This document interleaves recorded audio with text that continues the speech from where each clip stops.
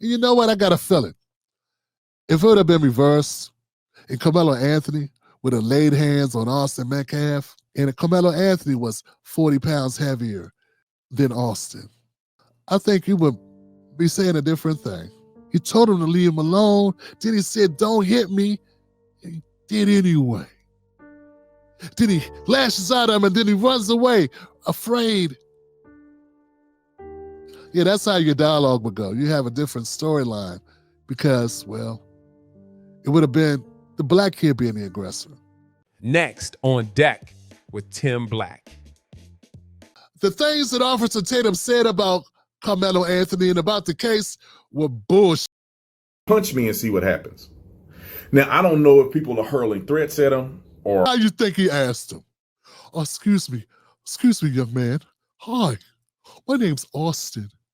Could you do us a favor? Leave our tent, please.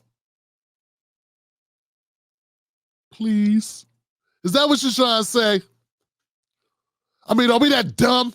I thought you said you're going to be unbiased. You want to be real. You want to advocate for people, blah, blah, blah, blah, blah. Then you're going to say, I don't know how they said it to him. Tell them to get your ass out of here. Man, what you doing over here, yo? This ain't your tent. Get your ass out of here. You ain't one of us. Get out of here.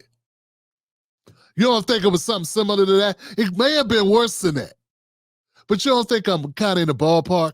I think I'm further in the ballpark than you, Officer Tatum. Let's keep going, guys. What is happening? But he said, punch me and see what happens.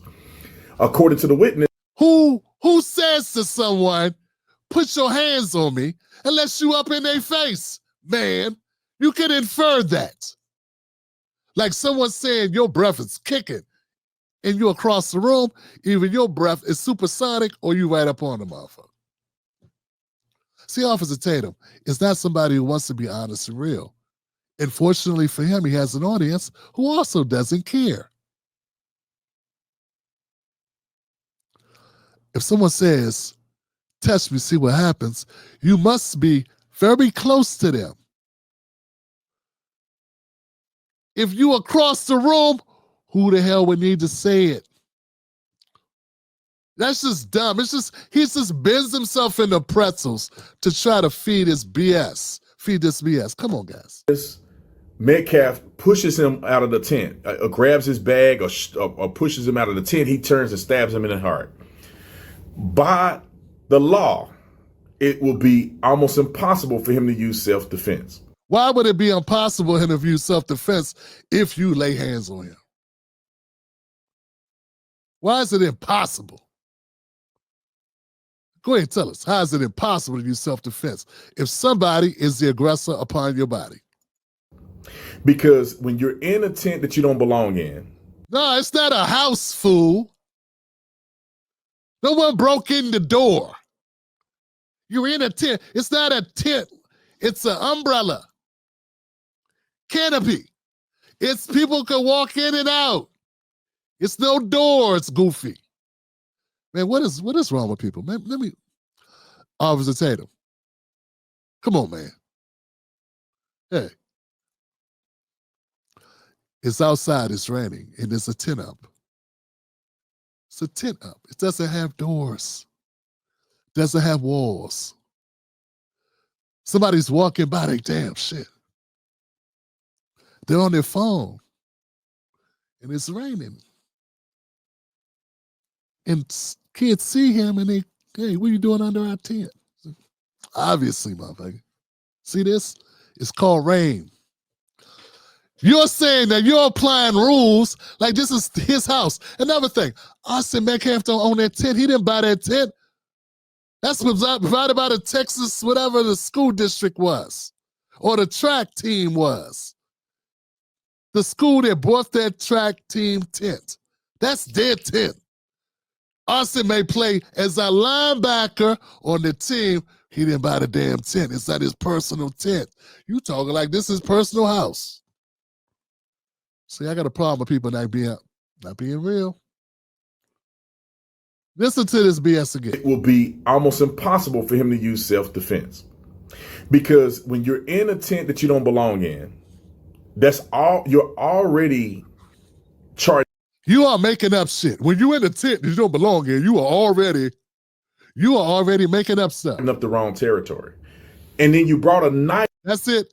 You already are messing up the wrong territory. He got 1 million views off this shit.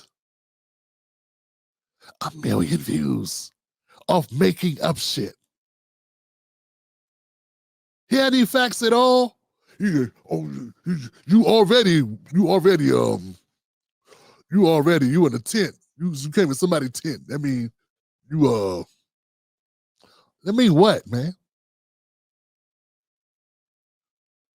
Knife to a track meet that's already. Oh, he said he bought a knife to a track meet. Yeah, you can have knives on your person. Territory. And then you brought a knife to a track meet. You can bring a knife with you anywhere you go.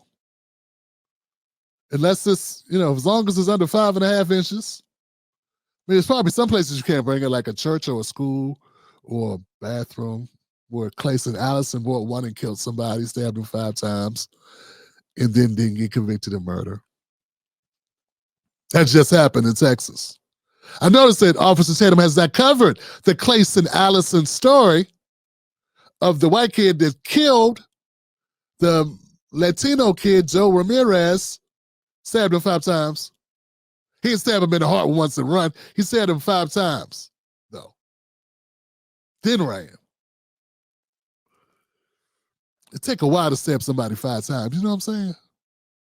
And then not get convicted, it's kind of crazy, of murder. But yeah, having a knife is not, people carry pocket knives in Texas. People carry pocket knives. They put them in their pocket. That's already against the law to do in the first place.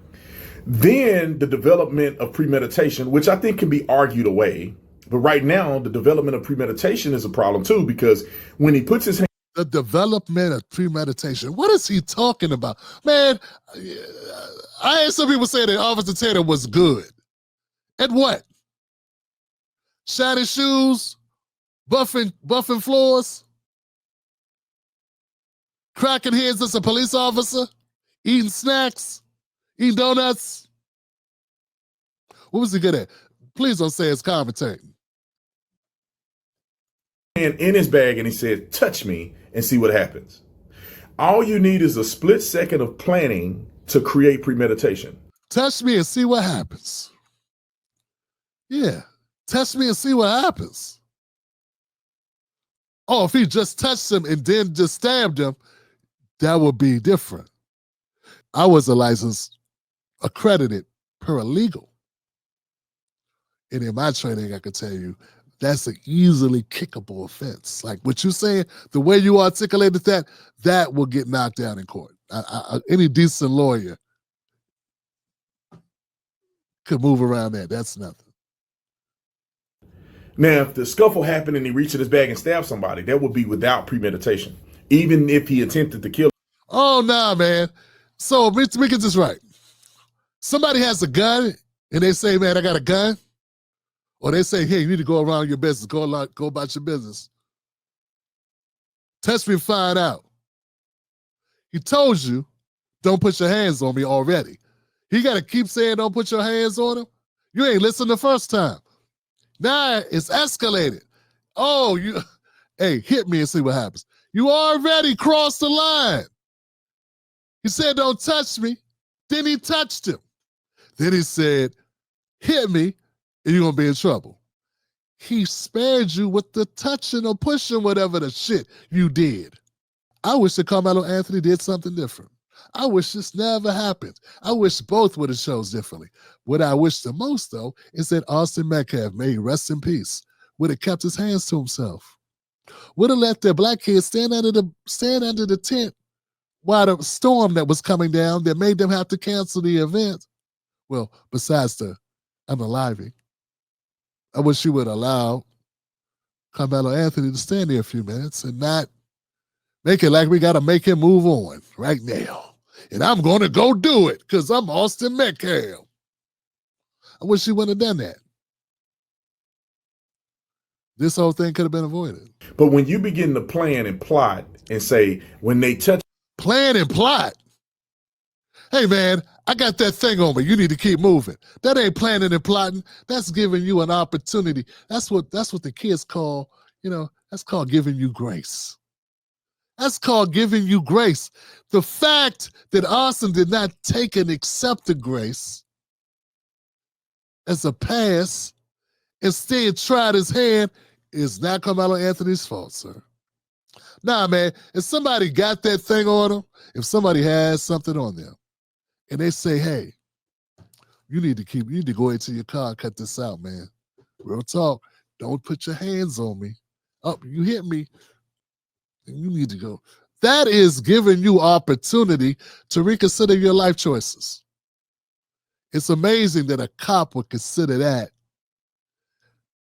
an invitation. Now, maybe an invitation to a bully.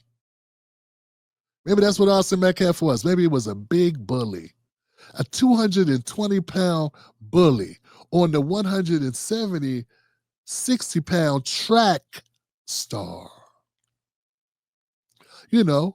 Wide receiver, skinny, thin dude, and the big guy, the football player, the linebacker dude, the big dude.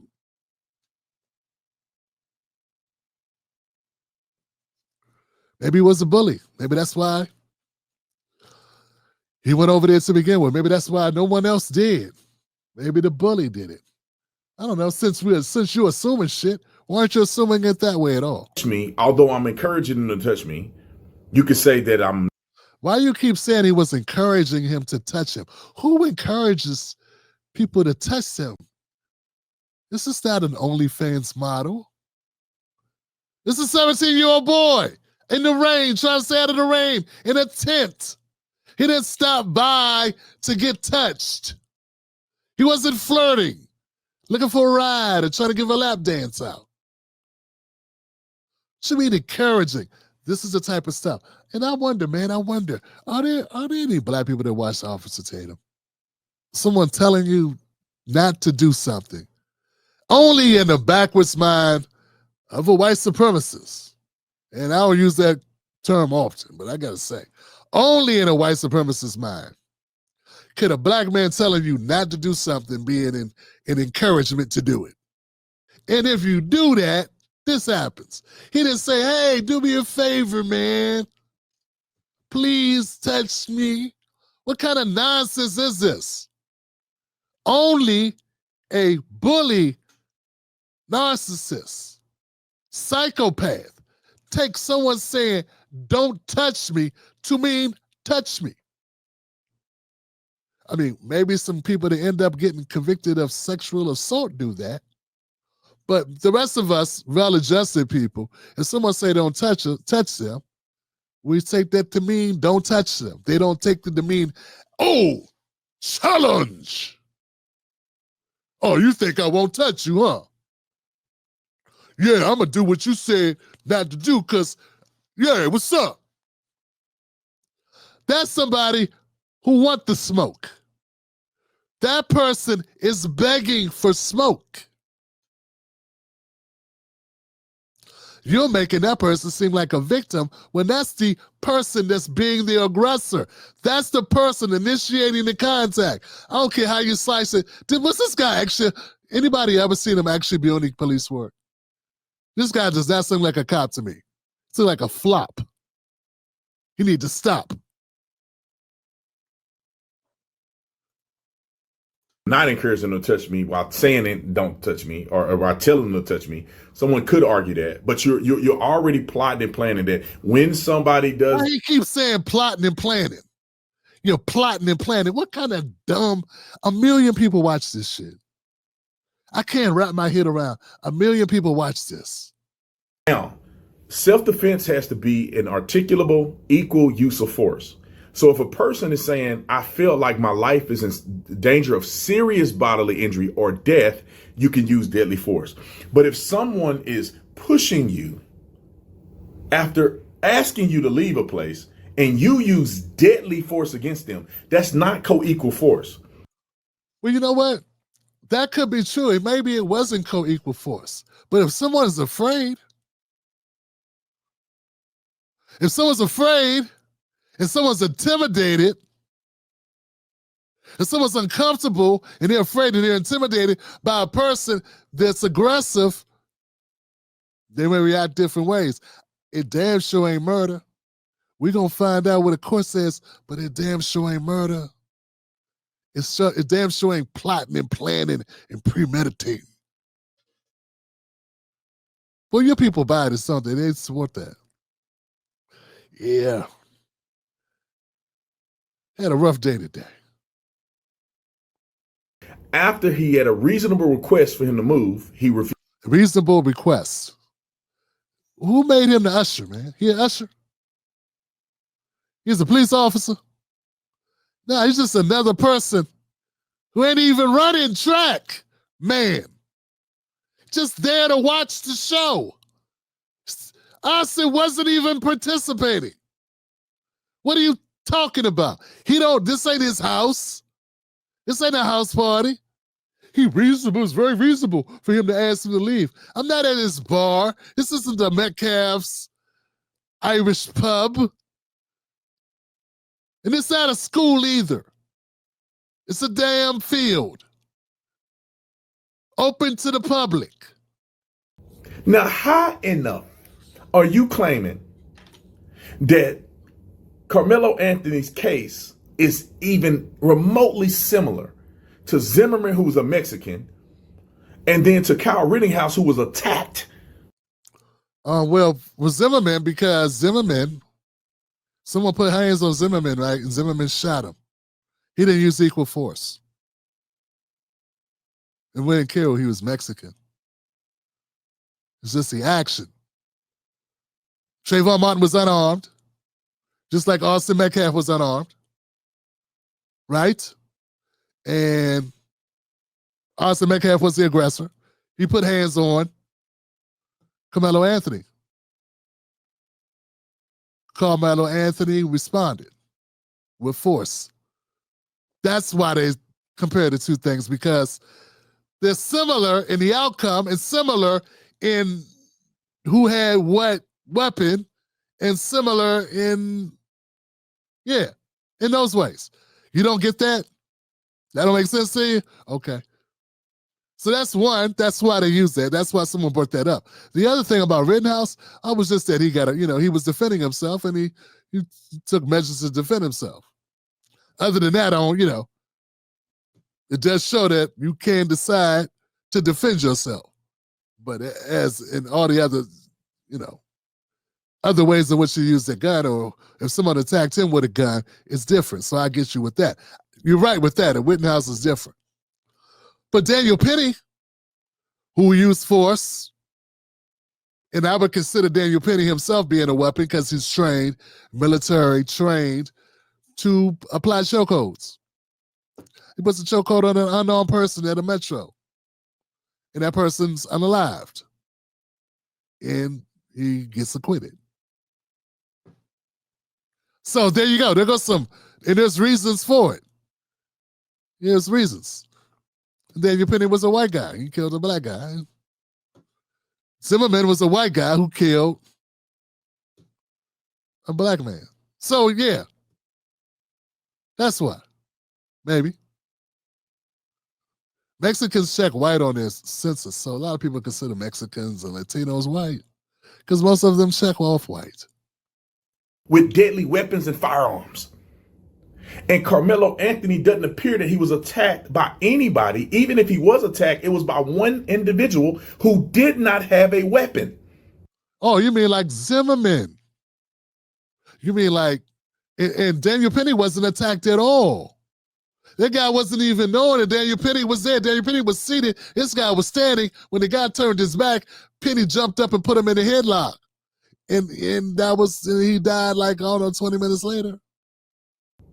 And they were. And why are you bugging his eyes? I'm just noticing these things. Is this what his audience? It was by one individual who did not have a weapon, and they were. And you can say they were equal combatants. They were equal combatants? No, they weren't equal combatants. Nah, Austin was a big kid, big guy. 6'2", 220-something pounds. Y'all see Carmelo. He's kind of tall, but he's lanky and skinny. He runs track. He's built for endurance and long distance running and sprinting. Austin was a beast. You know what I'm saying? Like different, like running back type, like linebacker, running back build. You know what I'm saying? Different, totally different. We're talking 30, 40-pound difference. There's a difference. Just because they're the same age don't mean they're in the same weight class. They would never wrestle one another. If it was a wrestling team, they'd be on, if they go by weight, they would not see each other. That means that Karmelo Anthony and Metcalf were reasonably the same size and the same grade at the same track meet. At the same time, well, they were at the same place, yeah. Yeah. That don't mean anything. A lot of people were there. Doesn't mean, at the end of the day, if Austin would have kept his damn hands in his pockets, he's alive today. If he just listened to the guy that said, hey man, don't touch me, this is a non-story. The story becomes who won the track meet, who did better at the track meet. Not the horrible story that we've been talking about for a month now. All your guy had to do was not choose violence, was not assault Karmelo Anthony. There is a term, there are words to describe what Austin Metcalf did. They're called assault. When you are touching people who are not your spouse or, when you're touching someone without their approval, that's called assault, sir. You, as a former officer, should understand that. But I've not heard you one time classify what Austin did as assault, because it was assault. Of everybody jumping on this one kid and he's getting pummeled and he decides to do one thing. It looks like he had his hand in his bag and they begin to move him out of the way and he went like that. Boom. They begin to move him out of the way by doing what? Assaulting him. You child. You too damn old to act like a child. Move him out the way. You see, this is all neutered talking to serve a base of people. This is garbage. Okay, that's what this is. Now move him out the way. They're trying to move him out the way of what? With what? Their breath? Hands, asshole. Thanking people who don't already want to draw to the conclusion that they want to draw, which is, your base. They want to see that black boy pay. If they think independently, like, come on, man. You laid hands on the guy. He reacted in a way you didn't think he was going to react. And that's why you don't put hands on people, because you don't know how they're going to react. That's why you keep your hands in your goddamn self. And you know what? I got a feeling. If it would have been reversed and Karmelo Anthony would have laid hands on Austin Metcalf, and Karmelo Anthony was 40 pounds heavier than Austin, I think you would be saying a different thing. Yeah, I think you'd all of a sudden come to a different conclusion about what took place between the two. I think you would very easily say, oh, I'm sure Austin Metcalf was afraid. He got this bigger kid putting hands on him. He told him to stop. He told him to leave him alone. Then he said, don't hit me. And he did anyway. Then he lashes out at him and then he runs away, afraid. Yeah, that's how your dialogue would go. You have a different storyline because, well, it would have been the black kid being the aggressor. But since it's the black kid who ended up using a weapon against the white kid, now your story is just, it's just like harder. It's harder for a thinking person to wrap their head around how you can tell a story with a straight face like you were doing something reasonable. I'm just being honest. If you think that Officer Tatum is standing on righteousness in this video that he did here, if you think that Officer Tatum is on point, is logical, reasonable, unbiased, and is not a talking head for conservative nonsense, and is not playing into negative stereotypes about black people to the benefit and to appease white people and to be able to, work with the Charlie Kirks, do what he's doing, whatever he's doing. If you think that, man, nothing I can tell you. I mean, you're delusional. I'd be really happy to sit down with you on a Zoom. We could discuss this. We could chop this up, officer. Because I got rebuttals for all of your narratives. And all those things you just couldn't figure out. You didn't know why people were comparing it to Zimmerman. I can clear that up for you in like 5 minutes. Have a good conversation. You can live stream it on your channel. I can live stream it on mine. All right.